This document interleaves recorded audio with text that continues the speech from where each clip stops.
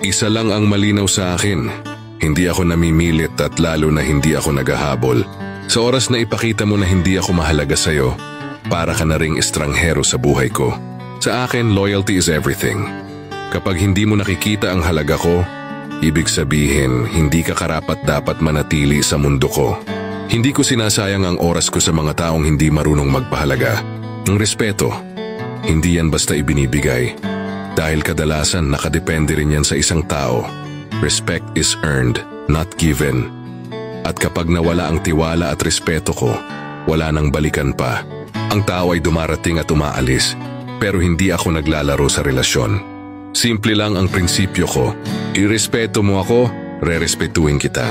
Samahan mo ako, sasamahan din kita. Pero kung iiwan mo ako, huwag mong asahan na hahabol pa ako.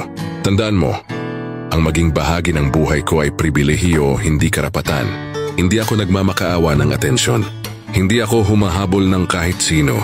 Ang focus ko ay para lang sa mga taong tunay na marunong tumindig, sumuporta at magpahalaga. Kasi sa huli, ang tunay na pagmamahal ay hindi lang salita. Ito'y tungkol sa loyalty, respeto at effort. Kung wala yon, walang saysay lahat ng I love you. Ngayon tanong ko sa'yo, kung ikaw ang nasa sitwasyon ko, paano ka magmahal? At paano mo ipapakita sa partner mo na siya'y mahalaga talaga sa'yo?